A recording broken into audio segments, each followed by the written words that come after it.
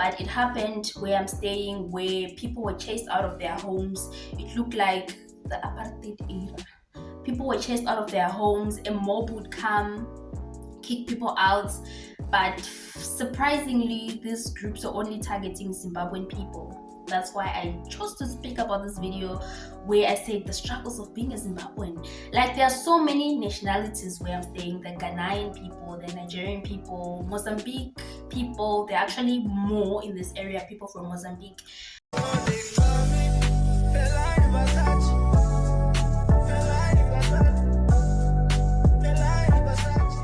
What is good, T gang? It is your girl T. Welcome back to my YouTube channel.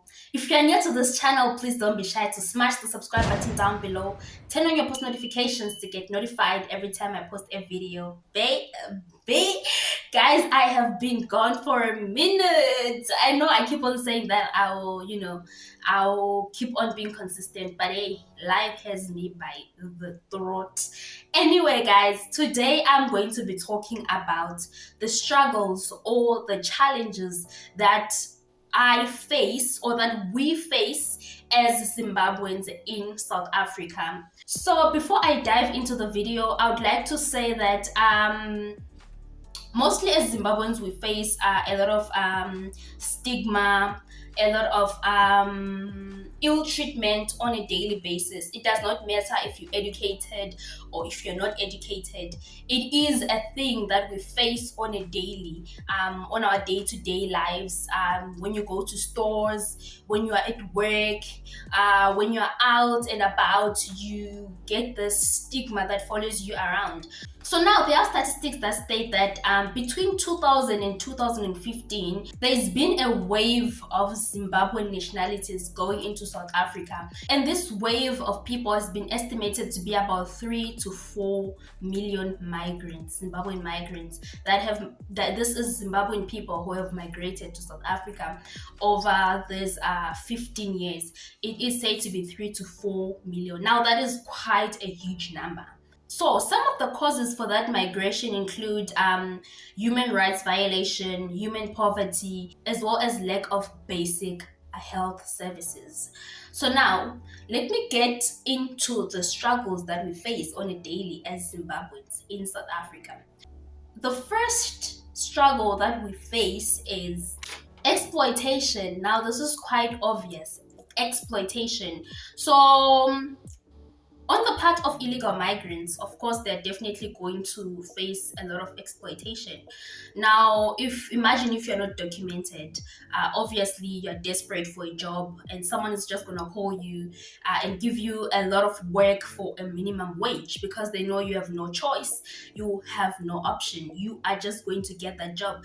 Now, I think this is where that a debate or controversy starts, where people say jobs are being taken. It is because there are people who accept the minimum wage for hard labor, and there are a lot of them. So employees end up taking people that they can exploit, of course, to give them a minimum wage for a ridiculously heavy job, or hard labor. So this is the first challenge that Zimbabweans are facing. Now, not only to undocumented migrants, this also goes to documented migrants who cannot seem to find a job because of their nationality. There are educated migrants, documented migrants, who are exploited because they cannot find jobs. It is difficult to find a job as a foreign national. So you end up accepting anything. You might be working or doing what you studied for, but at a minimum wage, simply because you cannot get employment and you have no choice. So you are exploited, and hence the jobs being taken. Because if you are a South African citizen, why would you accept a low-paying job if you are qualified for it? Hence the jobs are being taken, right? So that is the first struggle that we face, exploitation. The second struggle that we face is corruption. Now, I'm sure you're asking yourself, corruption, how? Officials use this statement, make a plan. Make a plan.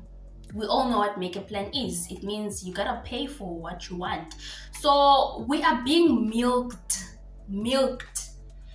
all the time. We're being milked. And then there's another instance that I want to talk about. This is something I personally came across when I was applying for a visa, where the lines are ridiculously long. And I'm beginning to think this is done purposely so, because what happens when you're applying for a visa? There are very, very huge lines, of which I don't understand why, because things are done via appointment. So there should be appointments that if I make my appointment at 1 o'clock, I should be getting there at 1 o'clock and submitting my things and leaving.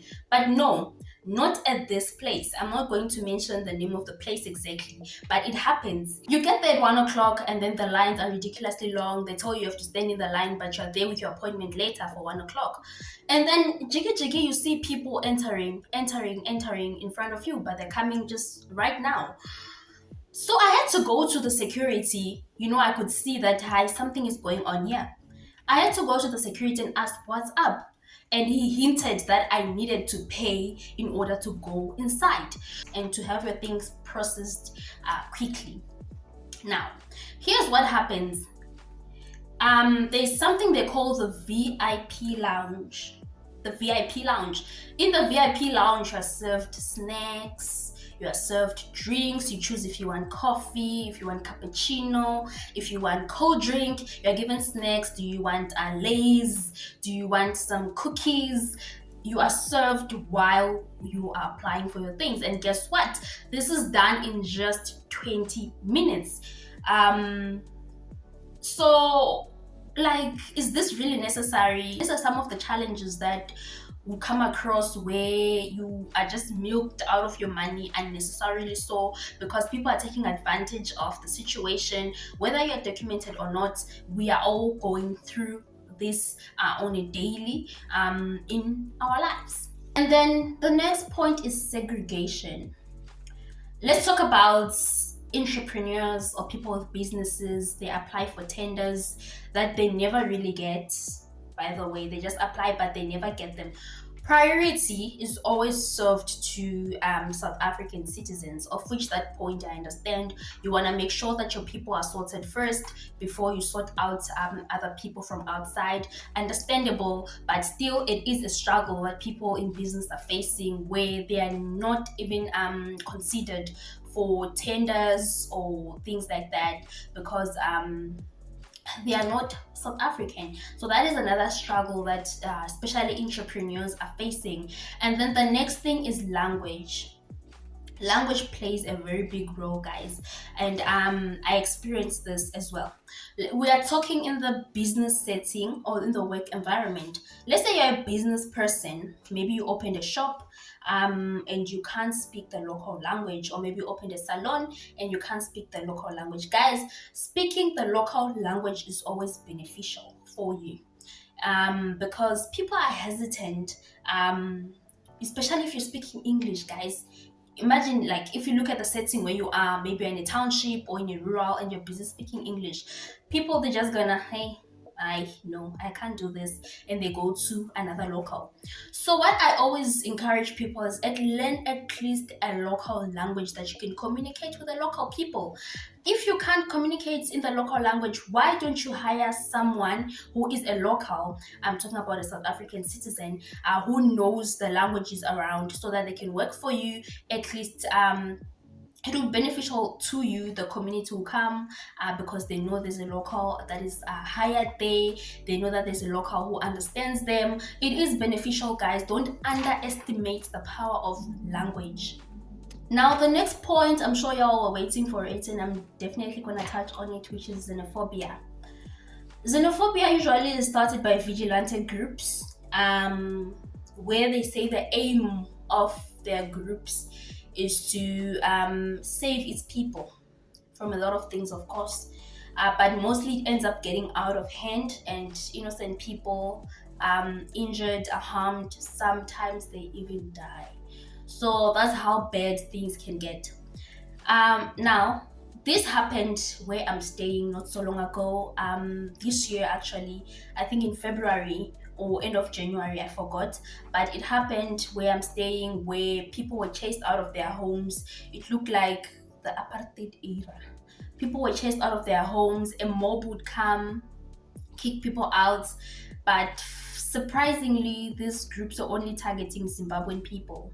That's why I chose to speak about this video where I say the struggles of being a Zimbabwean. Like, there are so many nationalities where I'm staying: the Ghanaian people, the Nigerian people, Mozambique people. There are actually more in this area, people from Mozambique.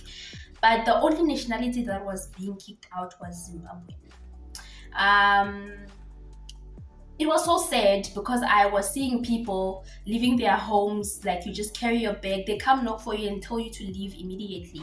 So people are carrying their bags, leaving their stuff behind, and this was quite sad to watch. So this is another struggle that Zimbabwean people face on a daily. And the next and the last point is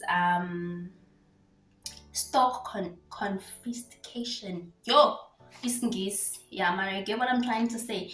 So there are people who trade illegally.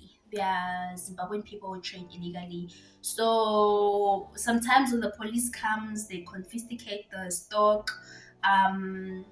Sometimes it's done in a disruptive manner. Sometimes the stock is just piled over there and they never really get their stock back. It's another struggle. I know that I'm supporting illegal trading, but it is a challenge, isn't it? So that is the last point I wanted to touch on. And in conclusion, because there are no problems without a solution. In conclusion, migration should be controlled between Zimbabwe and South Africa. There should be a strict control of migration to avoid some of the things that I've mentioned above, like xenophobia, like corruption. There should be strict control of migration between Zimbabwe and South Africa. Another thing, like I mentioned earlier in the videos, is that Zimbabwean entrepreneurs could try to employ locals. Like I said, don't underestimate that. Try as much as you can to employ local people. It's beneficial. And it's very important to do that. Try as much as you can to employ local people at your businesses. And then lastly, the public should be educated on the positives or possible positives that come with entrepreneurs, how it could benefit the economy, because people might not be informed on that. Anyway, guys, we've reached towards the end of this video. If you enjoyed this video, please give it a thumbs up. Share this video with your family and friends. Subscribe to my YouTube channel. We are almost at 1K subs. 1K. We are almost at 4K subs, baby. So do the things.